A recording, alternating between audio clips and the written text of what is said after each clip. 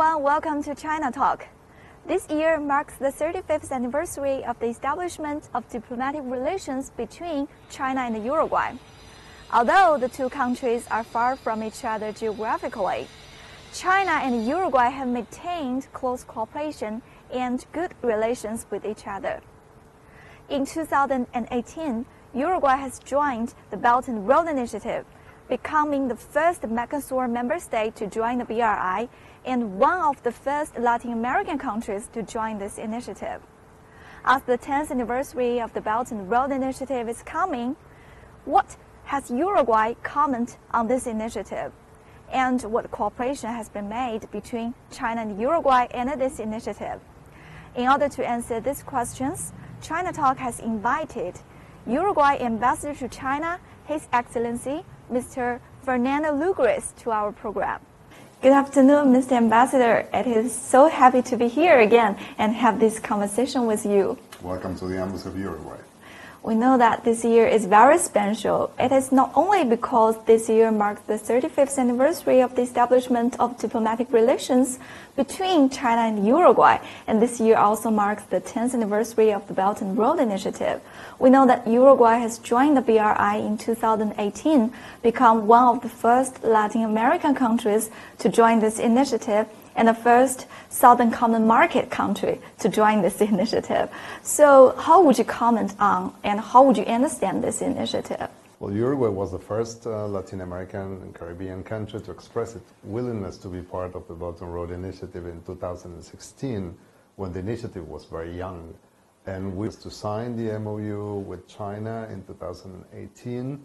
And of course, we were the first Mercosur country to stand and say we want to be part of the Belt and Road Initiative for many reasons, but especially because we share the principles that inspired this initiative and that they have a very important component on the promotion of free trade.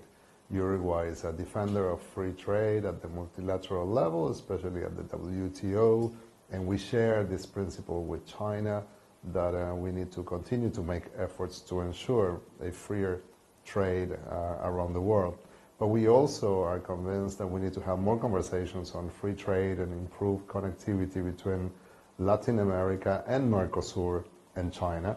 And of course, at the bilateral level, we have been making a lot of efforts in order to have a dialogue on free trade with China. And we have completed recently a joint feasibility study for a possible free trade agreement. So free trade is an area that we have such a common view and understanding with China that we always thought that the Belt and Road could be an excellent platform to promote more exchanges in this field, as well as in many others, because the Belt and Road Initiative includes many other aspects like investments in infrastructure, like improving connectivity, mutual understanding, cultural exchanges, digital cooperation, green projects, all music to our ears, because Uruguay and the Uruguayan government of President Lacalle Pou is absolutely committed to promote more cooperation in all those fields with China and with the rest of the Belt and Road countries.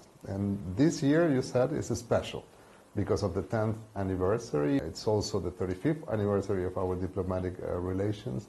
So we are working very actively in promoting more cooperation and understanding to make this year a very special year for the bilateral relations. Yes, you have just mentioned that Uruguay chose to express its willingness to join the BRI in its very early stage. Mm-hmm. So have you ever worried about the so-called debt trap or something like that? No, we don't have any debt with China, so we are an excellent example of how the cooperation can be very positive. Actually, what we have is an increase of more than 50% in our trade since we joined the initiative until now. We have a zero debt with China, so we are an example that we can join initiatives and we can participate from our own, contributing with our own principles. And of course, we have tried to bring to the initiative all the positive aspects of Uruguay. Uruguay is a very stable country with a very serious political system that wants to cooperate with countries that are different. but with which we can have a very positive and healthy relationship.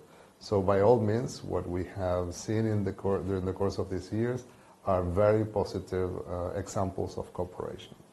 So you have mentioned that there are some very positive examples of cooperation. So would you please introduce to us one example of cooperation between China and Uruguay and the Belt and Road Initiative? I think I have already mentioned probably the most important one, which is that we finalize a feasibility joint study for a possible free trade agreement. And this is very serious, and this is, of course, under the umbrella of the Belt and Road. But if you ask me to express an example on building something together in the field of strategic infrastructure, let me say that Uruguay has received some of the most important foreign investments in history in order to develop and increase our production of pulp mill for the paper industry around the world, and mainly for China's paper industry. And for that big development of this forestry-related industry, we needed to improve the connectivity of the energy in Uruguay. And the energy sector is very important in Uruguay. We are the second country in the world in production of clean energy, only after Denmark. And we have this fantastic clean energy, but we needed to have a better connectivity of the energy system in the country. And we had an international call for proposals to make a very important project in the country, and it's a Chinese company that, of course, in the context of the Belt and Road, decided to be part of this project. And according to our regulations, they are doing a fantastic job in the country. We are very happy with the progress made. And probably this is the most important infrastructure project that we're having in the country nowadays, and it's hand in hand with a Chinese company. So this is an example of a beautiful project that we can underline. But if we move also to the people-to-people exchanges, let me say that hundreds of sportmen and women from Uruguay, since we joined the Belt and Road Initiative, have been here in the most sophisticated and professional training bases of China, getting a much higher level in their own levels of expertise in sports. So our soccer girls have been playing in China because you have a very good level in women's soccer. Our basketball teams have been here. Our rowing sportmen and women have been here.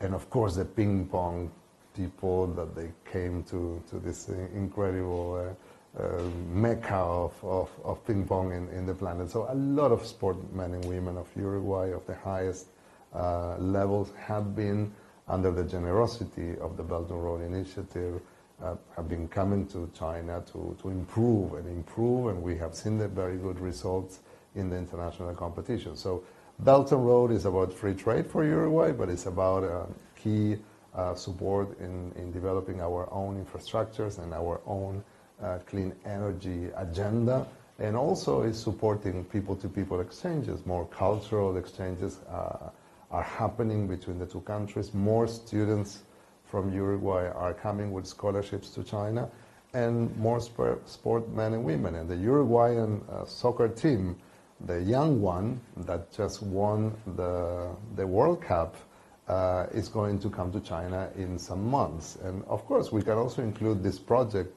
under the Belt and Road Initiative because it's the inspiration that we want to bring the best of our people to be shared with our Chinese friends.